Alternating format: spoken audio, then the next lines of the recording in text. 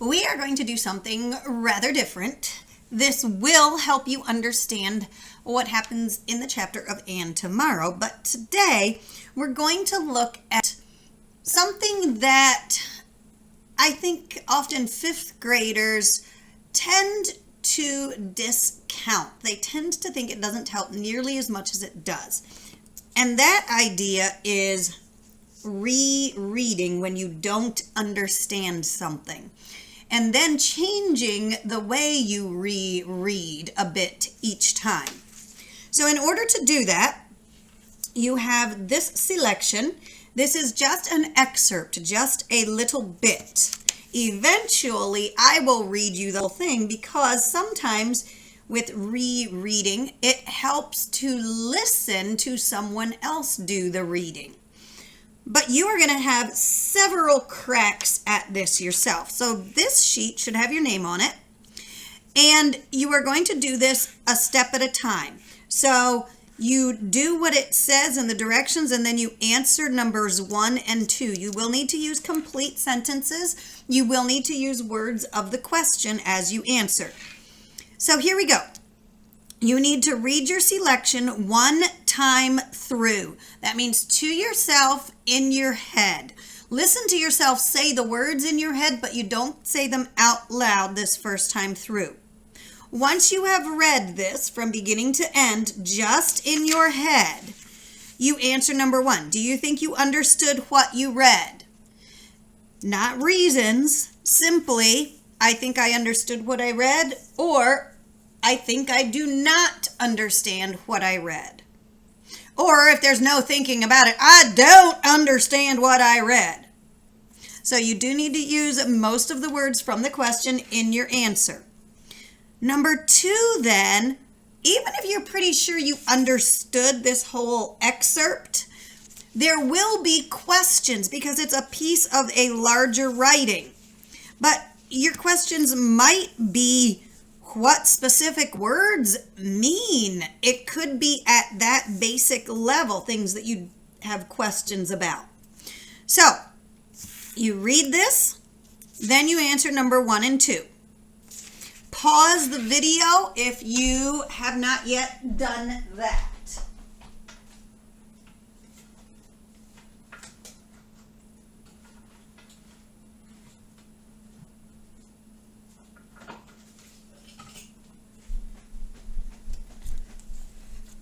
Okay, resume the video. And now your directions for number 3 and 4. So you will only do numbers 1 and 2 at first, and you need to answer with complete sentences.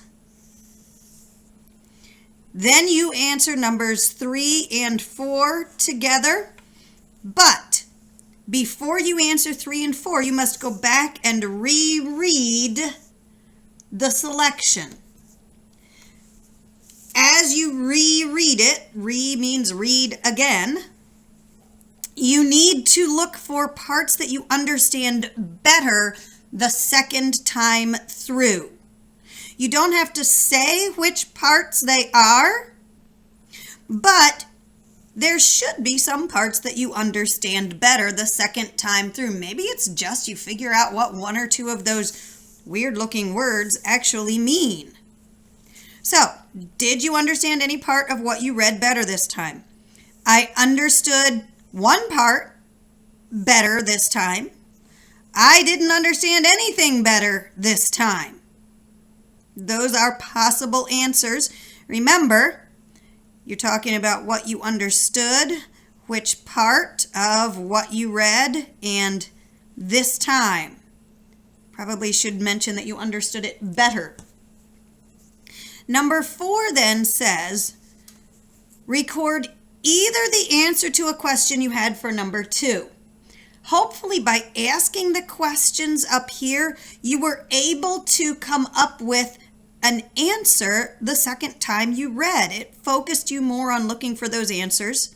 If you did not find an answer to it, you have to tell why you don't know the answer yet. So, I found the answer that whatever means whatever, or I don't know the answer yet because these words still don't make sense. Those would be some possible ways to get a good, thorough sentence down for number 4. For 5 and 6, the directions change a bit. Now, not only are you going through the same text another time, but now you are going to listen. So for this, you are going to have to go hunt someone else down and ask them to read this to you.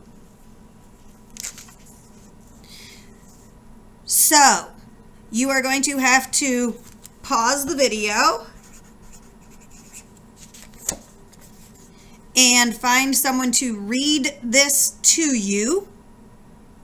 And then we'll talk about how to answer the questions when you come back. So pause the video, have someone read the selection to you.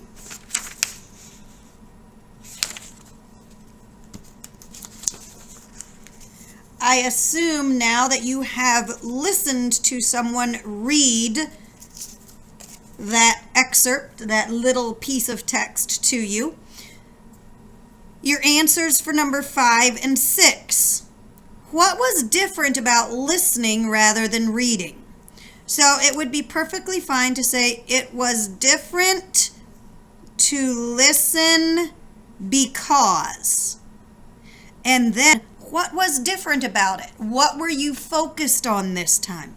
It was different to listen because I didn't have to figure out. It was different to listen because I was laughing at what they sounded like. It was different to listen because. That's your answer for number 5. Number 6, do you think you understand the selection better after having heard it? So words you should use. I think I understand the selection better after having heard it because. Wait a minute. Does it ask you for a reason? No. So all you have to say is, I think I understand the selection better after having heard it, or I think I don't understand the selection better after having heard it. My apologies, I didn't realize you couldn't see that. Once you have these answered, for number 7, you must go back to your partner and you must read it out loud to your partner. So, answer 5 and 6. Go read it to your partner. I'm going to tell you to pause while you do so.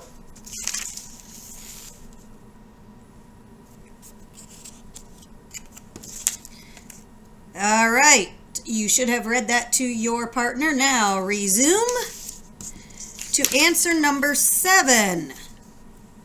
Was it easier or harder to read this out loud? And here you must explain reasons. There is an S on the end, which means you need more than one reason. So your first sentence should just be, it was easier to read it aloud, or it was harder to read this aloud. So your first sentence comes right from those words. Your next sentence will have the reasons. 2 reasons are, and you could put them all in that sentence. Otherwise, you would have to say 1 reason is, write about your first reason. Another reason is, write about your second reason. Basically, you're writing a paragraph here. You don't need to indent, but you should have 3 sentences at the most, 2 sentences at the least. You could put all of your reasons in 1 sentence, which is where you would get 2 sentences. If you separate each reason to have its own sentence, that's where you would get 3 sentences. No more than that. But think about what made it easier or harder to read it out loud. including the fact that you've now read it 2 other times, heard it a 3rd time. And this is your 4th time with the same piece. So that might be a reason it's easier or harder to read aloud. Then, the last thing that's going to happen is I am going to read the entire text. As you listen, prepare to answer these questions.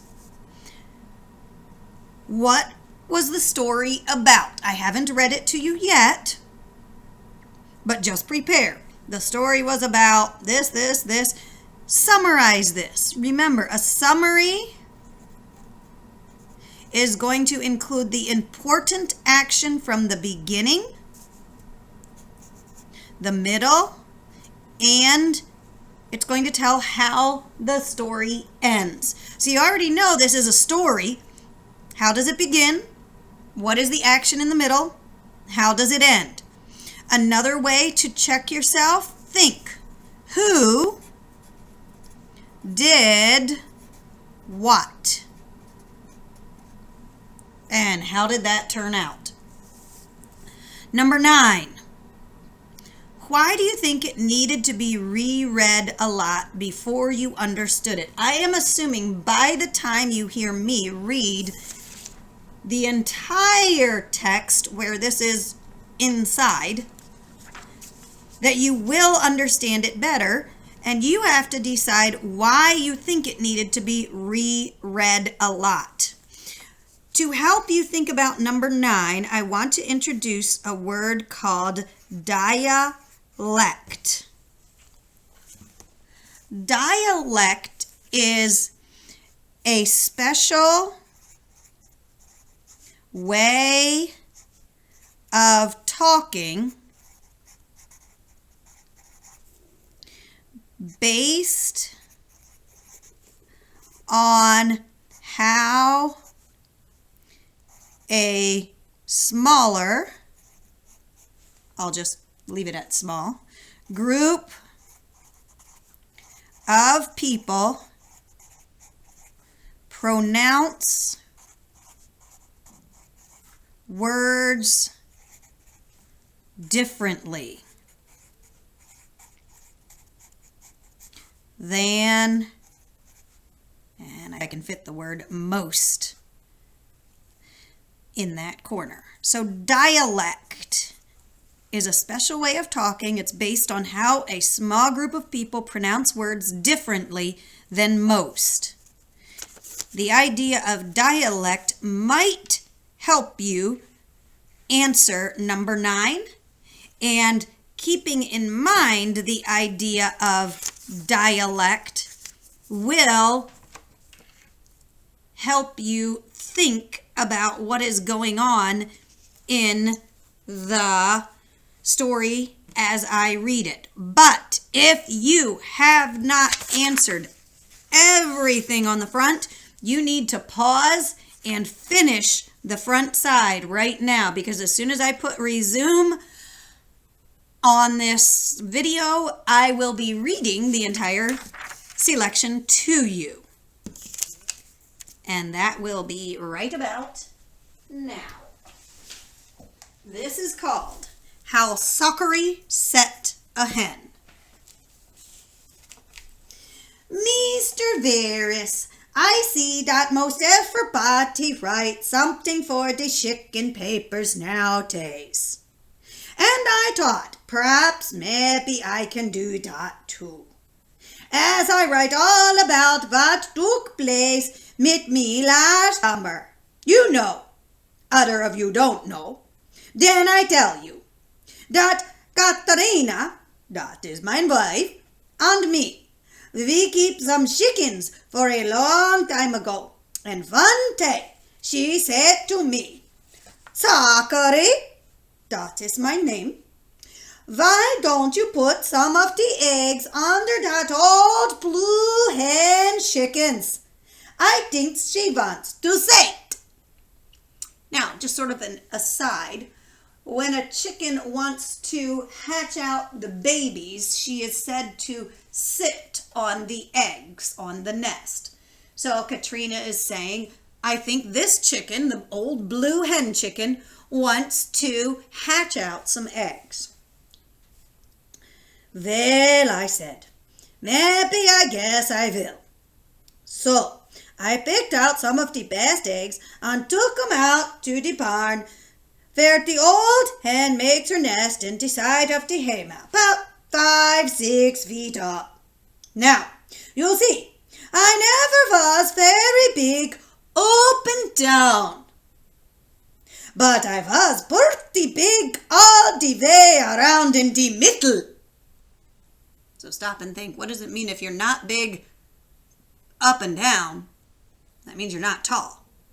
If you are big all the way around in the middle, that means you are rather on the fat side, is what he's saying he is. So, I never was very big up and down, but I was pretty big all the way around in the middle. So, I couldn't reach up till I went and got a barrel to stand on. Then, I climbed on the barrel. By now, hopefully you've figured out this is historical fiction, so something from the old days that you would stand on to make you taller that sounds like barrel. That might be a way of saying barrel in a bit of a foreign accent or dialect. I climbed on the barrel, and when my head rise up by the nest, that old hen give me such a pick that my nose runs all over my face with blood. And when I dodge back, that blasted old barrel he break. So think to yourself, and rewind it if you need to, what did the hen just do to Sockery? And what happened to the barrel? When I dodged back, that blasted old barrel he break, and I went down kerslam. I didn't think I could go inside the barrel before, but there I was. And I fit so tight that I couldn't get me out every way. My vest was pushed way up under my armholes. So you got to get a picture in your head. Sockery is now inside the barrel. He had a vest on, and where is the vest? And where is Zachary again? My vest was pushed way up under my armholes. When I found I was tight stuck, I holler, Katerina, Katerina! And when she come and see me, stuck in the barrel up to my armholes with my face all blood and eggs, she just laid down on the hay and laughed, till I got so mad I said, what, you lay there and laugh like an old fool, eh? Why don't you come pull me out? And she sat up and said, oh, wipe off your chin and pull your vest down. And then she laid back and laughed like she would split herself more as ever. Part of the reason she's laughing so much at that, when she says, wipe off your chin and pull your vest down, his arms are stuck straight up. He can't wipe off his chin. He can't pull down his vest. He's stuck. His wife finds that rather funny. She laid back and laughed like she would split herself more as ever. Mad as I was, I thought to myself, Katerina, she speak English pretty good, but I only say it with my greatest dignitude. Katerina, will you pull me out this barrel? And she see that I look pretty red, so she said, of course I will, Sockery. Then she laid me on the barrel down on our side. So you should have a picture, he's on his side, still inside the barrel. And I took hold the door sill, and Katerina, she pulled on the barrel. But the first pull she made, I yelled, Donner and Blitzen, stop that! There is nails in the barrel! You see, the nails bent down when I went in, but when I come out, they sticks in me all the way around. Well, to make a short story long, I told Katrina to go and tell neighbor houseman to bring a saw and saw me his barrel off. Well, he come, and he liked to split himself with laugh too, but he rolled me over and sawed the barrel all the way around off. So remember, barrels are made out of wood, so it made sense for his neighbor to come and carefully saw through the wood to get the barrel halfway off. And I get up with half a barrel around my waist. Then Katrina, she say, Sockery, wait a little till I get the pattern off that new overskirt you have on. But I didn't say a word. I just got a knife out and whittled the hoops off and sling that confounded old barrel in the woodpile. And later, when I come in the house, Katrina, she said, so soft like, Sockery, don't you going to put some eggs on that old blue hen? Then I say, in my deepest voice, Katrina, if you ever say that to me again, I will get a bill of writing from the lawyer to divorce you.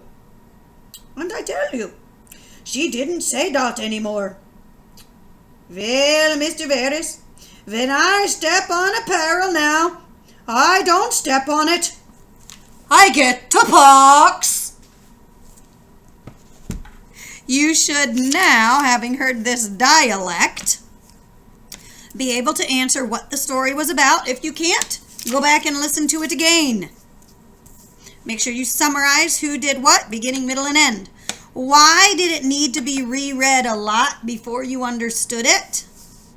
And then, number 10 yet, why do you think it's important to reread a section of text that doesn't make sense to you instead of just continuing on? And something to think about is, it's not always important to stop and reread a section of text. So when would it be important to reread instead of just keeping on going? That is your reading for today.